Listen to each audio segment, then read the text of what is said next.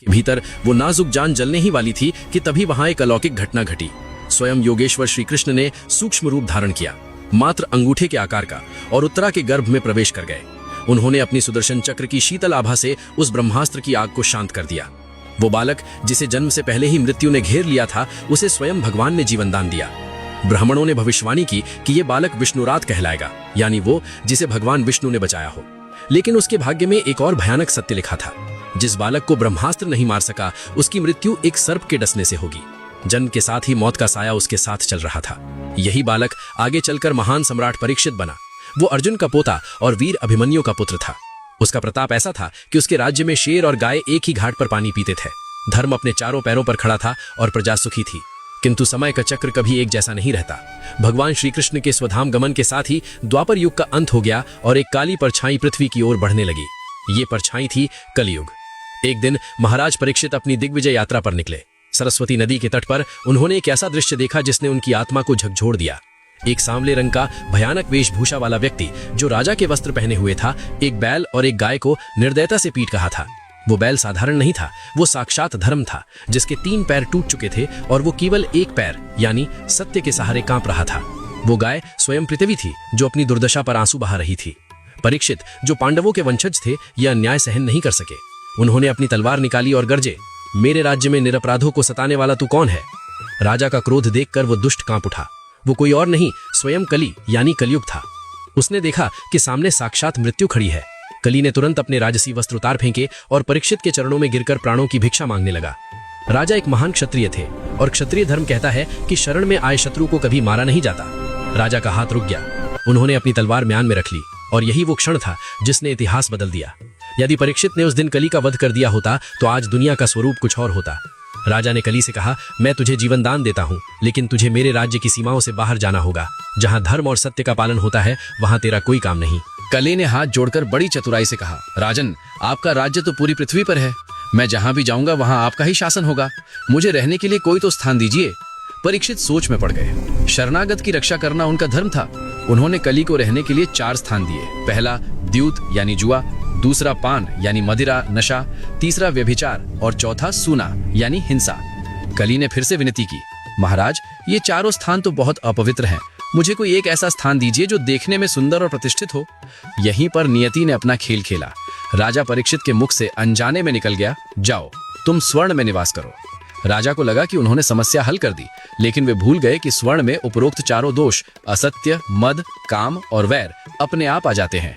कली प्रसन्न हो गया, क्योंकि सोना तो हर घर, हर खजाने और हर मुकुट में होता है। उसे राजा के दिमाग तक पहुंचने का सीधा रास्ता मिल गया था। कुछ समय बाद राजा परीक्षित अपने महल के खजाने में गए। वहां उनकी नजर एक अत्यंत सुंदर चमकते हुए स्वर्ण मुकुट पर पड़ी। वह मुकुट मगध नरेश जरासंध का था, जिसे पांडवों ने भीम के द्वारा जरासंध वध के बाद प्राप्त किया था। वह सोना अधर्म और अन्याय से कमाया गया था। जैसे ही राजा परीक्षित ने वह मुकुट अपने सिर पर रखा, कलयुग का प्रभाव शुरू हो गया। कली जो स्वर्ण में छुपकर बैठा था, उसने राजा की बुद्धि को अपने नियंत्रण में ले लिया। जो राजा कल तक धर्म का रक्षक था, मुकुट पहनते ही उसके विचारों में धुंधलापन आ गया। उसे अचानक शिकार पर जाने की तीव्र इच्छा हुई। वो जंगल की ओर निकल पड़ा, लेकिन उसे यह आभास नहीं था कि उसके सिर पर रखा वो मुकुट उसे शिकार के लिए नहीं, बल्कि उसके अपने विनाश की ओर ले जा रहा है। कलयुग अब राजा के सिर पर सवार था और एक महान सम्राट की बुद्धि भ्रष्ट होने के लिए तैयार थी। सूर्य की तपिश और घने जंगल की खामोशी के बीच महाराज परीक्षित का रथ बहुत पीछे छूट चुका था। शिकार का पीछा करते करते वे घोर वन में अकेले निकल गए थे। भूख और प्यास से उनका कंठ सूख रहा था, लेकिन उस समय उन्हें सताने वाली प्यास केवल शारीरिक नहीं थी। उनके सिर पर जरासंध का वो स्वर्ण मुकुट रखा था, जिसमें कलयुग बैठा था। कलयुग ने राजा की बुद्धि को धीरे धीरे ग्रस लिया था। जो राजा कभी चींटी को भी चोट नहीं पहुंचाता था, आज उसे जंगल की खामोशी अपने अहंकार का अपमान लग रही थी। मैं चक्रवर्ती सम्राट हूँ और ये वन देवता मेरा सत्कार करने के लिए जल भी प्रस्तुत नहीं कर रहे हैं। ये विचार परीक्षित का नहीं, मुकुट के भीतर बैठे कली का था। भटकते हुए राजा को एक आश्रम दिखाई दिया। ये महर्षि शमीक का आश्रम था। आशा की एक किरण जगी कि वहां जल मिलेगा। राजा जब भीतर पहुंचे तो उन्होंने देखा कि ऋषि शमीक नेत्र बंद किए पद्मासन में गहरे ध्यान में लीन थे। वे समाधि की उस अवस्था में थे जहां बाहरी दुनिया का कोई अस्तित्व नहीं रहता। राजा ने जल मांगा, 1 बार 2 बार, लेकिन समाधिस्थ ऋषि को कुछ सुनाई नहीं दिया। कलयुग ने राजा के विवेक पर पर्दा डाल दिया। राजा को लगा कि ये ऋषि घमंडी है और मुझे देखकर जानबूझकर समाधि का नाटक कर रहा है। क्रोध और प्यास से व्याकुल राजा की दृष्टि पास पड़े एक मरे हुए सांप पर गई। विवेक शून्य हो चुके राजा ने अपने धनुष की नोक से उस सड़े हुए सांप को उठाया और ऋषि के अपमान के उद्देश्य से उनके गले में माला की तरह डाल दिया। ऋषि तब भी शांत रहे, लेकिन राजा परीक्षित वहां से अपने अहंकार को तुष्ट करके महल की ओर लौट गए। महल पहुंचते ही एक विचित्र घटना घटी। जैसे ही राजा ने अपना भारी स्वर्ण मुकुट सिर से उतारा और उसे यथास्थान रखा, वैसे ही उनके दिमाग से कलयुग का प्रभाव हट गया। मुकुट उतरते ही राजा का पुराना सात्विक स्वभाव लौट आया। उन्हें अचानक उस दृश्य का स्मरण हुआ, ऋषि का शांत चेहरा और उनके गले में पड़ा वो मृत सर्प। राजा कांप उठे। हे नारायण, ये मैंने क्या अनर्थ कर दिया। एक ब्रह्म ऋषि का अपमान, वो भी एक मरे हुए सांप से। ग्लानि और पश्चाताप की आग उन्हें भीतर ही भीतर जलाने लगी। उन्हें आभास हो गया कि ये कोई साधारण भूल नहीं, बल्कि उनके वंश के विनाश का कारण बन सकती है। वे बेचैनी से किसी अमंगल की प्रतीक्षा करने लगे। उधर जंगल में ऋषि शमीक का पुत्र श्रृंगी खेल रहा था। वो बालक था, लेकिन उसकी तपस्या और तेज किसी वयस्क ऋषि से भी अधिक था। जब उसे पता चला कि किसी राजा ने उसके पिता के गले में मरा हुआ सांप डाला है, तो उसका बाल मन क्रोध से ज्वालामुखी की तरह फट पड़ा। उसका चेहरा तमतमा गया। उसने कौशिक नदी का जल अपनी अंजलि में लिया। उसकी आंखें क्रोध से लाल थीं और वाणी में वज्र जैसी शक्ति थी। उसने जल को हाथ में लेकर वो श्राप दिया जिसने युगों का इतिहास बदल डाला। जिस कुबुद्धि राजा ने मेरे शांत पिता का अपमान किया है, ठीक आज से 7वें दिन तक्षक नाग उसे डस लेगा और वो भस्म हो जाएगा। जैसे ही ये श्राप उच्चारित हुआ, प्रकृति सिहर उठी। यद्यपि आकाशवाणी नहीं हुई, लेकिन हवाओं का रुख बदल गया। ऋषि शमीक की समाधि जब टूटी और उन्होंने गले में सांप तथा पुत्र का क्रोध देखा, तो वे दुखी हो गए। उन्होंने पुत्र को डांटा कि राजा परीक्षित प्रजापालक हैं और एक छोटी भूल के लिए इतना बड़ा दंड अनुचित है। लेकिन श्राप जो एक तेजस्वी ब्राह्मण के मुख से निकला था, उसे अब स्वयं देवता भी नहीं बदल सकते थे। जब यह समाचार राजा परीक्षित तक पहुंचा, तो उनकी प्रतिक्रिया वो नहीं थी जो एक साधारण मनुष्य की होती। उन्होंने ना तो सेना भेजी, ना ही ऋषिपुत्र पर क्रोध किया। उन्होंने हाथ जोड़कर इसे स्वीकार किया। वे समझ गए कि ये दंड भगवान की इच्छा है, ताकि वे पाप मुक्त हो सकें। राजा ने तुरंत निर्णय लिया। उन्होंने अपने पुत्र जन्मेजय को राज्य सौंपा और राजसी वस्त्र त्याग दिए। उन्होंने निश्चय किया कि वे बचे हुए 7 दिन अब अन्न जल ग्रहण नहीं करेंगे, केवल भगवान का स्मरण करेंगे। राजा परीक्षित गंगा के तट पर जाकर बैठ गए। ये खबर तीनों लोकों में फैल गई कि पांडवों का अंतिम वंशज मृत्यु की प्रतीक्षा में अनशन कर रहा है। यह दृश्य अद्भुत था। ब्रह्मांड के महानतम ऋषि मुनि अत्रि, वशिष्ठ, च्यवन, नारद और परशुराम जैसे तपस्वी वहां एकत्र होने लगे। गंगा का तट एक दिव्य सभा में बदल गया। सभी चिंतित थे, लेकिन राजा शांत थे। उनका प्रश्न केवल एक था कि जिसकी मृत्यु निकट हो, उसे क्या करना चाहिए। तभी वहां एक अलौकिक दृश्य उपस्थित हुआ। 16 वर्ष के एक किशोर सन्यासी वहां पधारे। वे दिगंबर, वस्त्रहीन थे। उनका शरीर धूल से सना था, लेकिन चेहरे पर करोड़ों सूर्यों का तेज था। वे थे व्यास नंदन भगवान शुकदेव। उन्हें देखते ही सभी वृद्ध ऋषि अपने आसनों से खड़े हो गए। राजा परीक्षित ने उनके चरणों में सिर रख दिया। शुकदेव जी ने राजा को उठाया। राजा ने उनसे वही प्रश्न पूछा जो हर मरते हुए व्यक्ति का प्रश्न होता है। हे प्रभु, मेरे पास 7 दिन है। मुझे बताइए कि मैं इस भय से कैसे मुक्त हो सकता हूँ। शुकदेव जी मुस्कुराए। उनकी मुस्कान में अभयदान था। उन्होंने कहा, राजन, 7 दिन बहुत होते हैं। खटवांग राजा ने तो एक मुहूर्त में मोक्ष पा लिया था। मैं तुम्हें वो कथा सुनाऊंगा जो मृत्यु के भय को ही मार देती है।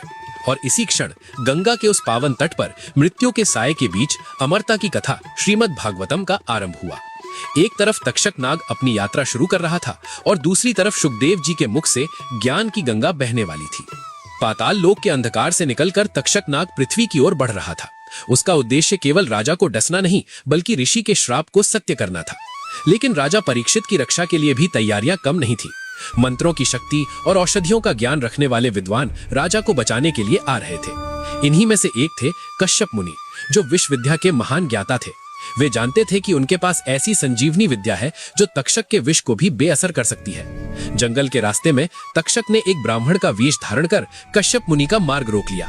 उसने पूछा, हे विप्रवर, आप इतनी शीघ्रता में कहां जा रहे हैं? कश्यप ने उत्तर दिया, मैं राजा परीक्षित के प्राण बचाने जा रहा हूं, क्योंकि आज तक्षक उन्हें डसने वाला है। तक्षक मुस्कुराया और अपने असली रूप में आकर बोला, मैं ही तक्षक हूं। यदि तुम में सामर्थ्य है तो मेरे विष का प्रभाव मिटाकर दिखाओ। अपनी शक्ति का प्रदर्शन करने के लिए तक्षक ने पास खड़े एक विशाल हरे भरे वट वृक्ष को डस लिया। विष की ज्वाला इतनी भयानक थी कि पलक झपकते ही वो विशाल वृक्ष जलकर राख का ढेर बन गया। ये दृश्य किसी के भी रोंगटे खड़े करने के लिए पर्याप्त था। लेकिन कश्यप विचलित नहीं हुए। उन्होंने अपनी झोली से जल निकाला, कुछ मंत्र बुदबुदाए और उस राख पर छिड़क दिया। देखते ही देखते राख से अंकुर फूटे और वो वृक्ष पुनः हरा भरा होकर खड़ा हो गया। तक्षक समझ गया कि वो शक्ति से इस ब्राह्मण को नहीं हरा सकता। तब उसने वही हथियार अपनाया जो कलयुग का सबसे बड़ा अस्त्र है, धन और लोभ। तक्षक ने कहा, मुनिवर, आप राजा को बचाने जा रहे हैं ताकि आपको धन मिले। मैं आपको उससे भी अधिक स्वर्ण और रत्न यहीं दे देता हूँ। राजा की आयु अब समाप्त हो चुकी है, विधि का विधान मत बदलिए। कश्यप ने ध्यान लगाकर देखा तो पाया कि राजा की आयु वास्तव में पूर्ण हो चुकी है। लोभ और नियति के वशीभूत होकर कश्यप ने तक्षक से अपार धन लिया और वहां से लौट गए। एक बार फिर सोने ने राजा के कवच को भेद दिया था। इधर गंगा के तट पर एक अभेद्य सुरक्षा घेरा बनाया गया था। राजा परीक्षित एक ऐसे महल में बैठे थे जो गंगा के बीचों बीच केवल एक स्तंभ पर खड़ा था। चारों ओर पानी था, पहरेदारों की नंगी तलवारें थीं और हवा भी औषधियों से छनकर भीतर आ रही थी। वहां चींटी का प्रवेश करना भी असंभव था, लेकिन महल के भीतर का वातावरण भय का नहीं बल्कि परम शांति का था। पिछले 7 दिनों में शुकदेव जी ने श्रीमद् भागवतम के माध्यम से राजा को वो ज्ञान दे दिया था जिससे मृत्यु का भय समाप्त हो जाता है। अंतिम दिन अंतिम प्रहर में शुकदेव जी ने कहा, राजन, अब तुम जान चुके हो कि तुम ये शरीर नहीं बल्कि अमर आत्मा हो। तक्षक तुम्हारे शरीर को डस सकता है, तुम्हारी आत्मा को नहीं। राजा परीक्षित अब पूरी तरह तैयार थे। उन्होंने हाथ जोड़कर ऋषियों से विदा ली। सूर्य अस्त होने ही वाला था। सभी को लगा कि खतरा टल गया है। तक्षक महल में घुसने का मार्ग नहीं खोज पा रहा था, इसलिए उसने छल का सहारा लिया। उसने अपने साथी नागों को ब्राह्मणों का वेश धारण करवाया और उन्हें फल फूल लेकर राजा के पास भेजा। पहरेदारों ने देखा कि कुछ ब्राह्मण राजा को आशीर्वाद और प्रसाद देने आए हैं तो उन्होंने रोका नहीं। राजा परीक्षित ने प्रसन्नता से उन फलों की टोकरी को स्वीकार किया। उन्होंने टोकरी में से एक लाल रंग का सुंदर फल बेर उठाया। जैसे ही उन्होंने उसे ध्यान से देखा, उसमें एक बहुत छोटा तांबे के रंग का कीड़ा रेंग रहा था जिसकी आंखें काली थीं। राजा परीक्षित मुस्कुराए। वे समझ गए कि यही उनकी मृत्यु है, यही तक्षक है। उन्होंने उस कीड़े को फेंकने के बजाय आदरपूर्वक अपनी गर्दन पर रख लिया और कहा, आओ तक्षक, ऋषि का वचन सत्य हो, मुझे अब मृत्यु का भय नहीं है। और तभी वह चमत्कार हुआ।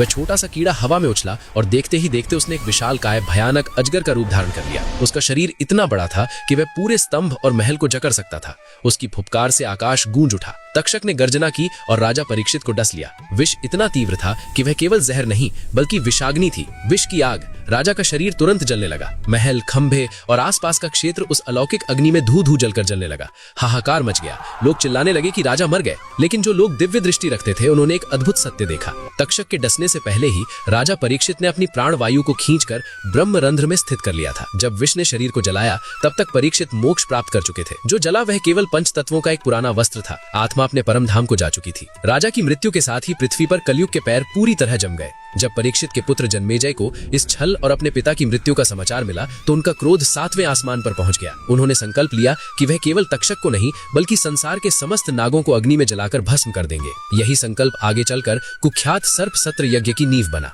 ये कथा केवल एक राजा की मृत्यु की नहीं है, यह एक चेतावनी है। परीक्षित की मृत्यु के क्षण से ही धर्म ने अपने 3 पैर पूरी तरह खो दिए और अब वह केवल एक पैर यानी सत्य के सहारे खड़ा है। आज के कलयुग में हम जो मानसिक तनाव, असंतोष और भाई भाई में झगड़े देखते हैं, ये उसी स्वर्ण और धन के गलत मोह का परिणाम है जिसकी शुरुआत परीक्षित के मुकुट से हुई थी। कलयुग का जहर यानी तक्षक आज हमारे समाज के हर कोने में है, लेकिन शुकदेव जी द्वारा सुनाई गई श्रीमद् भागवतम वह अमृत है जो इस जहर को काट सकती है। अंत में ये कहानी हमें यही सिखाती है कि मृत्यु निश्चित है, उसे कोई टाल नहीं सकता। लेकिन जीवन का उद्देश्य मृत्यु से बचना नहीं बल्कि मृत्यु के भय से मुक्त होना है। एक छोटी सी गलती, एक क्षण का क्रोध पीढ़ियों के भविष्य को बदल सकता है। इसलिए कर्म करते समय सदैव सावधान रहना चाहिए।